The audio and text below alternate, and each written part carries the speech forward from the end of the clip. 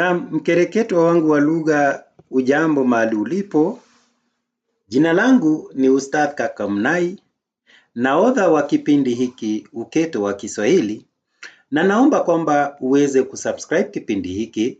Tunapoendelea unaweza ukalike kipindi hiki, na pia unaweza ukaandika ujumbe pale ukinipa mawazo yako kuhusiana na kipindi hiki, namna ya kuboresha kipindi hiki, na hata namna ya kuwauzisha wasikilizaji wangu kwa njia inayofaa zaidi. Kumbuka kwamba kipindi hiki kinawakujieni kwa madhumuni ya kukuza msamiati, kukuza sarufi, kukuza fasihi simulizi pamoja na fasihi andishi. Katika mdahalo wetu kuhusiana na fasihi andishi, tutaangazia riwaya ya Kiswahili, ambapo tutalenga zaidi wale wanafunzi wanaosoma katika shule za sekondari, tukilenga fasihi andishi hasa riwaya ya Nguza Jadi, tamthilia ya Bembea ya Maisha iliyoandikwa na Timothy M. Arege, na pia tutaangazia diwani ya hadithi fupi inayofahamika kama Mapambazuko ya Machweo. Kumbuka kwamba tumekuwa na mdahalo mkubwa kuhusu fasihi simulizi, ambapo tunajaribu kupambanua tanzu mbalimbali za fasihi simulizi. Kumbuka kwamba tumeangazia utanzu wa maigizo, ambapo katika maigizo tuliweza kuangalia sifa za maigizo, tuliweza kuangalia umuhimu wa maigizo, tuliweza pia kuangazia sifa za mtambaji bora. Isitoshe, tumeweza pia kuangazia vipera vya maigizo, ambapo tuliangalia vipera kama vile matambiko, vipera kama vile mifiga, vipera kama vile ngomezi, michezo ya watoto au chekechea, michezo ya jukwani pamoja na vichekesho. Kwenye vipera hivi vyote tuliangazia suala la sifa, maana, sifa pamoja na umuhimu. Tumeangalia pia utanzu wa ushairi simulizi, ambapo tuliweza kuangalia ushairi simulizi ni nini, sifa za ushairi simulizi pamoja na umuhimu wa ushairi simulizi. Kando na hayo, tuliweza kuangalia vipera vya ushairi simulizi, na hapa kwenye vipera vya ushairi simulizi tulizoangalia vipera viwili vikuu, ambapo tuliangalia magani pamoja na nyimbo. Katika kila kipera tuliweza kuangalia sifa na aina zake. Kwa mfano, tuliangalia aina za magani, ambapo tuliangazia magani ya kawaida pamoja na magani simulizi. Kwenye nyimbo tuliangazia pia aina za nyimbo, ambapo tuliangalia aina kama vile mbolezi, hodia, bembea au pembejezi, pamoja na aina zingine za nyimbo, pamoja pia na tuliweza kuangalia sifa, na pia tukaweza kuangalia umuhimu wa nyimbo katika jamii.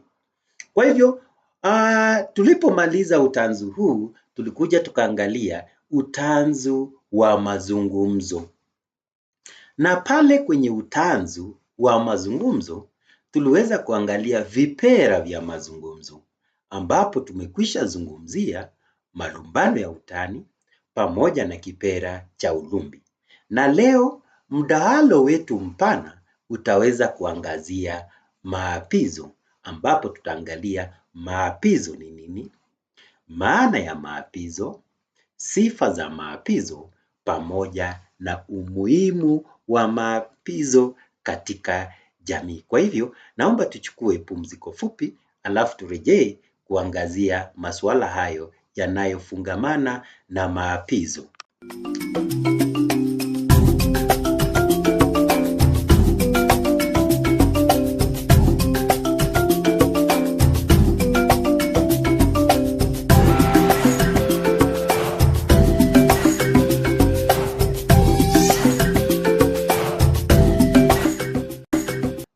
Mkereketo wangu, karibu katika kipindi hiki. Nimesema katika awamu ile ya kwanza kwamba tutaangalia maapizo, ambapo tutaangazia maana ya maapizo. Ni muhimu kuweza kufahamu ama kung'amua kwamba maapizo ni kipera cha fasihi simulizi kinachojumuisha maombi, dua au kauli za laana zinazotolewa kwa kumwomba Mungu, miungu, mizimu, wahenga au nguvu za kiroho kumwadhibu mtu aliyefanya uovu, dhuluma, usaliti au kosa kubwa dhidi ya mtu mwingine au dhidi ya jamii kwa ujumla. Ieleweke kwamba maapizo hutokana na hisia za uchungu, hutokana na hisia za maumivu au hasira au kutoridhishwa na kitendo fulani kinachoonekana kukiuka maadili na matarajio ya jamii. Kumbuka kwamba katika jamii nyingi za jadi, maapizo yalitumika kama njia ya kutafuta haki pale ambapo njia za kawaida za kusuluhisha migogoro zilishindikana. Jamii ziliamini kuwa nguvu za kiroho zina uwezo wa kuingilia kati na kutoa adhabu kwa mkosaji. Na kwa hivyo, kwa sababu hiyo, maapizo yaliheshimiwa na kuogopewa sana. Kwa hivyo, hiyo ndio muhtasari tu kuhusiana na maapizo. Katika kuangalia sifa za maapizo, ieleweke kwamba mojawapo ya sifa za maapizo ni kwamba maapizo huelekezwa kwa watu waliotenda maovu. Tukifafanua tu sifa hii ni kwamba maapizo yalitolewa dhidi ya watu waliovunja sheria, mila, desturi na maadili ya jamii. Wahusika wa maapizo walikuwa watu kama vile wezi, wauaji, wasaliti, wachawi na wavunjaji wa viapo.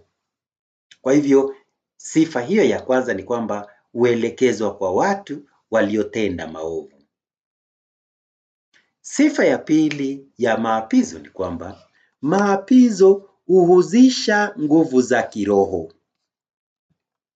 Nikiweka wazi swala hili ni kwamba mtoa maapizo huomba msaada wa Mungu, huomba msaada wa miungu, huomba msaada wa mizimu, ama hata huomba msaada wa wahenga ili kumwadhibu mkosaji. Hivyo maapizo hujengwa juu ya imani za jamii kuhusu ulimwengu wa kiroho. Nadhani unanifahamu. Ni vyema ukiwa na kalamu na karatasi kwa kumbuka kwamba masuala haya huwa yanakanganya sana, hasa kwa mwanafunzi ambaye hajamakinika sana, hasa kuhusiana na fasihi simulizi.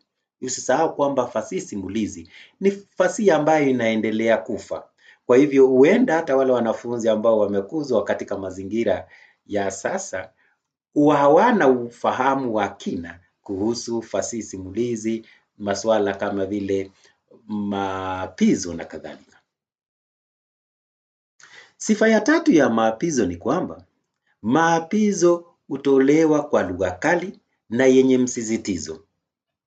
Kwa hivyo nikieleza tu hoja hiyo ama sifa hiyo ni kwamba lugha ya maapizo huwa ya kuonya, ni lugha ya kulaani au kutabiri madhara yatakayompata mkosaji, na maneno yanayotumiwa huwa mazito na hata yenye kuibua hofu.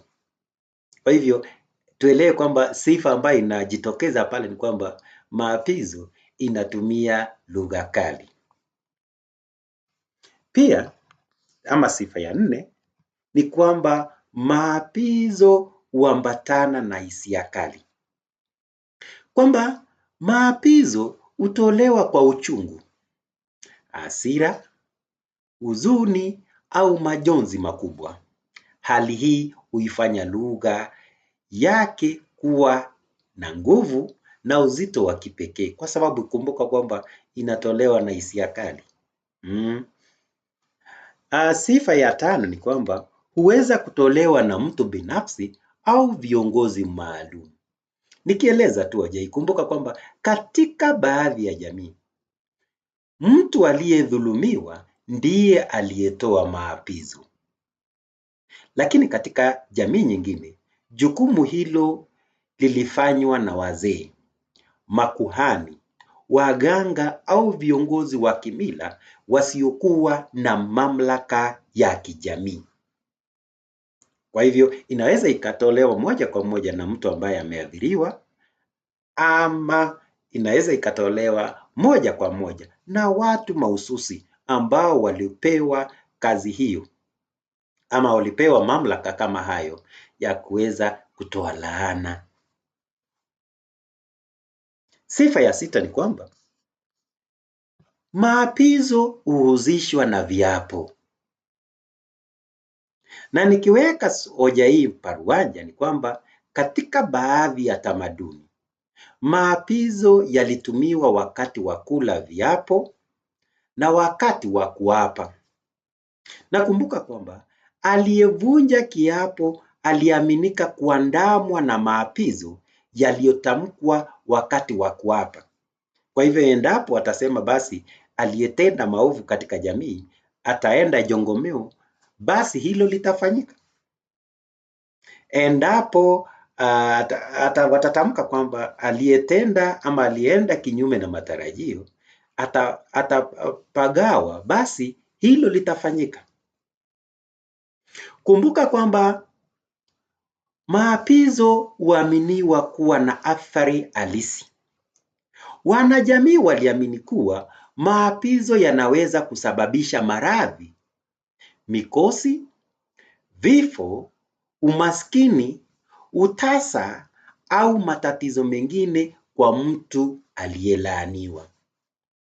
Kwa hivyo hili ni jambo ambalo ni muhimu kuelewa kwamba inaaminiwa kwamba wanajamii wanaamini kwamba maapizo yataweza kusababisha maradhi au mikosi au vifo au umaskini au utasa au matatizo mengine kwa mtu aliyelaaniwa. Maapizo pia, kama ilivyokuwa kwa fasihi simulizi, hupitishwa kwa njia ya mdomo. Nadhani hilo ni vyema kuelewa.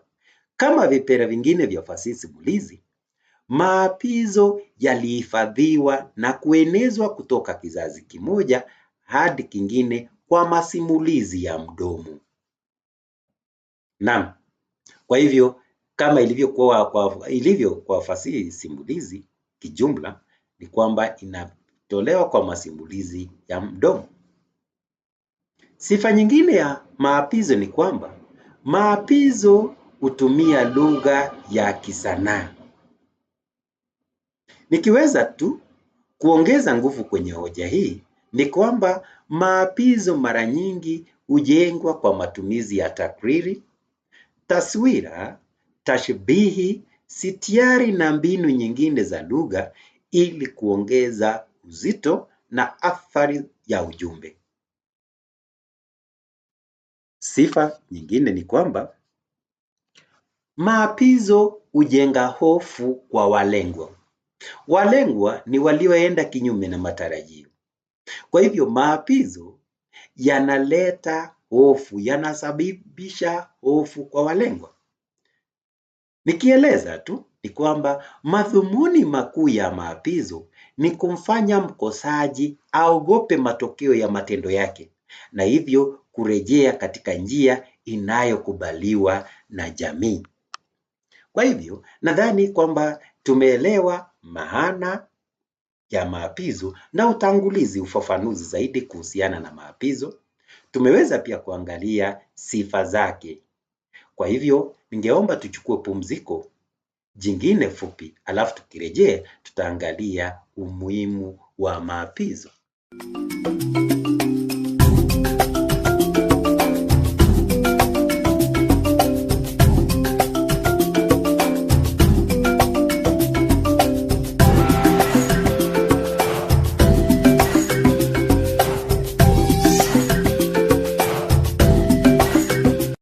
Naam, karibu kwenye awamu hii ya tatu ya kipindi hiki ambapo ningependa sasa tuweze kuangazia umuhimu wa maapizo katika jamii. Kwanza, maapizo hudhibiti tabia potovu. Maapizo yaliwafanya wanajamii kuogopa kufanya maovu kwa kuhofia kupata adhabu ya kiroho. Isitoshe, maapizo pia una umuhimu wa kudumisha maadili ya jamii.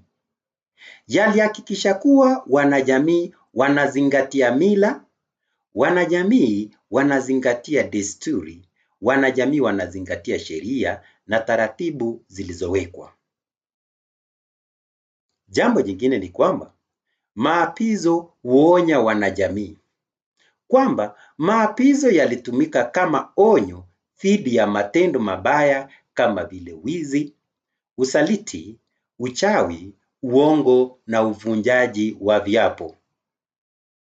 Isitoshe, maapizo pia hukuza haki ya kijamii kwamba watu waliodhulumiwa walipata fursa ya kuonyesha malalamiko yao na kutafuta haki kupitia kwa maapizo.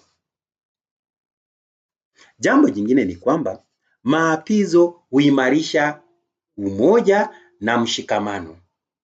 Kwa kuwalenga wahalifu na wavunjaji wa maadili, maapizo yalisaidia kudumisha amani na mshikamano katika jamii. Maapizo pia huhifadhi mila na desturi, kwamba maapizo yaliendeleza imani za jadi na kusaidia katika kuhifadhi kutoka kizazi kimoja hadi kwa kizazi kingine. Pia, maapizo pia huelimisha jamii. Na yalielimisha vipi jamii? Yalielimisha jamii vipi? Yalifundisha kuhusu mema yanayopaswa kufanywa na mabaya yanayostahili kuepukwa. Isitoshe pia yanakuza uwajibikaji. Wanajamii walijifunza kuwajibika kwa matendo yao kwa sababu waliamini kuwa kila kosa linaweza kuleta adhabu. Pia maapizo hutambulisha imani za jamii, kwamba maapizo hudhihirisha mitazamo ya jamii kuhusu haki, adhabu, nguvu za kiroho na nafasi ya wahenga katika maisha ya binadamu. Mwisho ni kwamba hudumisha utaratibu wa kijamii.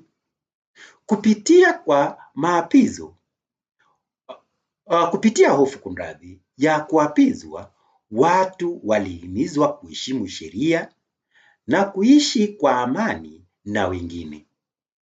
Kwa hivyo kijumla, hayo tu ni baadhi ya umuhimu ya maapizo. Kumbuka kwamba tumeangalia maapizo ni nini? Tumeweza kuangazia pia sifa za maapizo na tumeangalia umuhimu wa maapizo.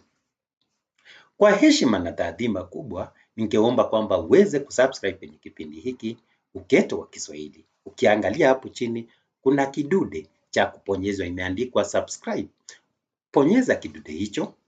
Unaweza pia ukaandika ujumbe na unaweza ukalike kipindi hiki. Jina langu ni Kaka Munai na nakutakia jioni mwanana usiokuwa na bugdha. Asanteni sana.